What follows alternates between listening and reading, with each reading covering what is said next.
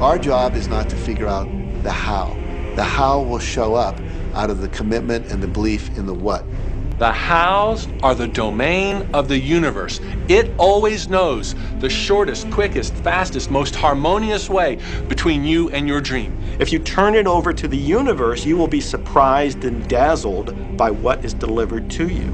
This is where magic and miracles happen. Well, I would say you want to do this virtually daily, but my disclaimer is this should never be a chore. What's really bottom line importance here to the whole secret is feeling good. You want to feel exhilarated by this whole process. You want to be high, happy, in tune as much as possible. The only difference between people who really are living this way and people who aren't, living in the magic of life, is that the people who are living in the magic of life have habituated ways of being. They have habituated this process, and magic happens with them wherever they go, because they remember it and they do it all the time, not as a one-time event. People hold that for a while and they're really a champion at it, and they say, you know what, I'm fired up, I saw this program and I'm going to change my life, and yet, you know, results aren't showing, and beneath the surface it's just about ready to break through. And someone will look at the surface results and go, this stuff doesn't work. And you know what? The universe says, your wish is my command. And it goes down. You know, knowing the law of attraction, I wanted to really put it to use and to see if it was, you know, what would happen. And in 1995, I started to create something called a vision board, where I take something that I would want to achieve, or something that I want to attract, like a car or a watch or the soulmate of my dreams, and I'd put a picture of what I wanted up on this board called the vision board. And every day I would sit in my office and I would look up at this board and I would start to visualize. I would really get into the state of having already acquired it. And I was getting ready to move as we put all the furniture, all the boxes put into storage. And I made 3 different moves over a period of 5 years. And then I ended up in California and bought this house, renovated it for a year, and then had all the stuff brought from my former home 5 years earlier. One morning, about 7:30 in the morning, my son comes into my office, and one of the boxes that was sealed for 5 years was right at the doorstep. And my son, Keenan, was sitting on the box, banging away at the box, and I said, sweetheart, will you please stop me? I'm doing some work here. And he says, what's in the boxes, Daddy? And I said, well, honey, those are my vision boards. What's a vision board? I said, well, it's where I put all my goals up. I cut them out and I put all my goals up as something that I want to achieve in my life. And of course, at 5.5 years old, he didn't understand it. So I said, sweetie, let me just show you, because that'll be the easiest way to do it. And so I cut the box open. And when I pulled up the vision boards, there was a picture on there of a home that I was visualizing 5 years earlier. And what was shocking to me was we were living in that house, not a house like it. I had bought my dream home, renovated it, and didn't even know it. But I looked at that house, I started to cry because I was just blown away. Why are you crying? Honey, I finally understand how the law of attraction works. I finally understand the power of visualization. I finally understand everything that I've read, everything that I've worked with my whole life, the way I've built companies. It worked for my home as well. And I bought our dream home and didn't even know it.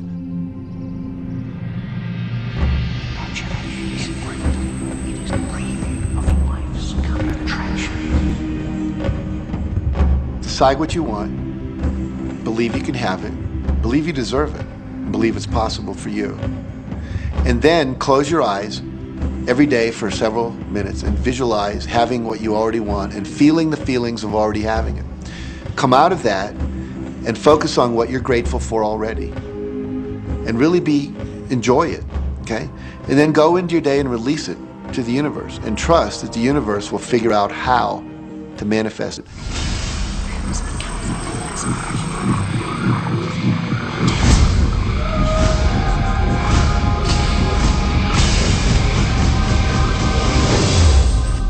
No, The Secret was definitely a real transformation for me, because I grew up in a family where my dad was very negative, thought that rich people were people that had ripped everyone off, thought that anyone who had money, you know, must have deceived somebody. And so I grew up with a lot of beliefs about money, that if you had it, it made you bad. Only evil people have money. And, money doesn't grow on trees. That was a big one. Who do you think I am, Rockefeller? That was one of his favorite phrases. So I grew up truly believing that life was difficult, that it was hard, you had to struggle. And it was only when I met W. Clement Stone that I literally began to shift my life.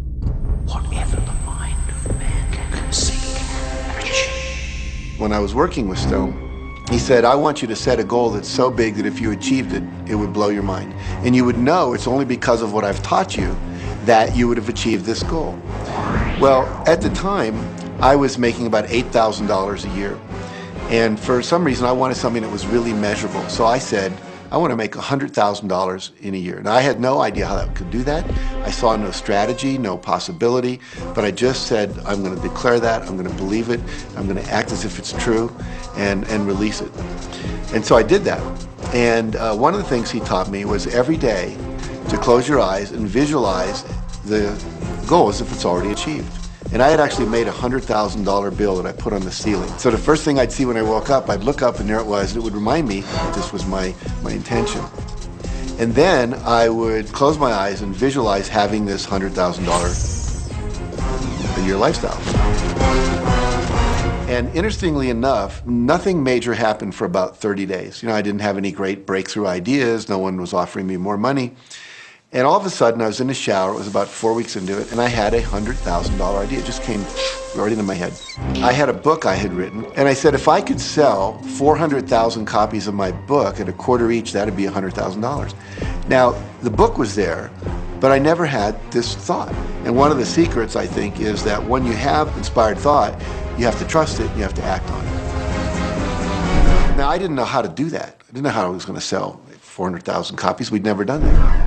And then I saw the National Enquirer at the supermarket. I had seen that millions of times, and it was just background. And all of a sudden, it jumped out of me as foreground, and I thought, wow, if readers knew about my book, certainly 400,000 people would go out and buy it. And about 6 weeks later, I gave a talk at Hunter College in New York to 600 teachers, and this lady comes up at the end and she says, that was a great talk. I'd like to interview you. Let me give you my card. And I said, who do you write for? I'm a freelancer, but I sell most of my stuff to the National Enquirer. You know, and I had this little theme from the Twilight Zone went off in my head. Na, na, na, na, na, na. You're like, whoa, this stuff's really working. So that article came out, and our book sales started to take off. But the point I want to make is that I was attracting into my life all these different events, including this person. And to make a long story short, I did not make $100,000 that year. We made $92,327. But do you think we were like depressed and going, this doesn't work? No, we were going, whoa, this is amazing. And so my wife said to me, wow, if it works for 100,000, you think it'd work for $1 million? And I said, I don't know, I think so, let's try it. My publisher actually wrote me a check as a royalty check for our first Chicken Soup for the Soul book. And he actually put a smiley face in his signature because it was the first $1 million check he'd ever written. And so I know from my own experience, because I wanted to test it, does this secret really work? And when we put it to the test, it absolutely worked. And now I live my life from that every single day. Inside relationships, it's important to first understand who's coming into the relationship. And I don't mean about your partner, I mean about you. How can you ever expect anyone else to enjoy your company if you don't enjoy your own company? And so, again, the law of attraction or the secret is about bringing that into your life, and you've got to get really, really clear. Here's the question I would ask you to consider. Do you treat yourself the way that you want other people to treat you? You become the solution for you. Don't like, now you owe me and you need to give me more. Instead, give more to yourself. Take time off to give to yourself, in a sense, to fill yourself up to fullness, to where now you can overflow in giving. I got into many relationships expecting my partner to show me my beauty. I needed to see him showing me my beauty because I didn't feel beautiful. Because when I was growing up, my sheroes were Charlie's Angels, the Bionic Woman, Wonder Woman. And though they were wonderful women, none of them looked like me. It wasn't until I stopped and I fell in love with Lisa, full lips, round hips, mocha skin, afro, that the rest of the world began to fall in love with Lisa. There's something so magnificent about you. I have been studying me for 44 years. I want to kiss myself. Because you're going to get to love yourself. I'm not talking about conceit. I'm talking about a healthy respect for yourself. And as you love yourself, you'll love others.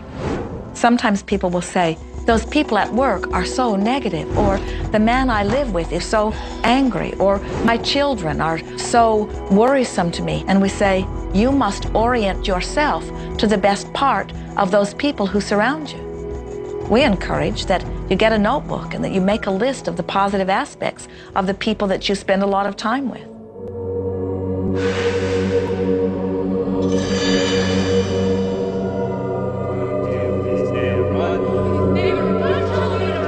There could be someone that you have a terrible experience with, a terrible relationship with. And in the privacy of your own mind, and with quite a bit of work, we will admit, as you focus upon things that you like most, those people will become that mostly to you. And even though you cannot create in their reality, if they are in a mood or an attitude that doesn't match the mood or attitude that you have about them, they'll zig while you zag. Law of attraction will not put you in the same space together. Your frequencies don't match up. If you knew your potential to feel good, you would ask no one to be different so that you can feel good. You would free yourself of all of that cumbersome impossibility of needing to control the world or control your mate or control your child. You are the only one who creates your reality. For no one else can think for you. No one else can do it. It is only you, every bit of it you.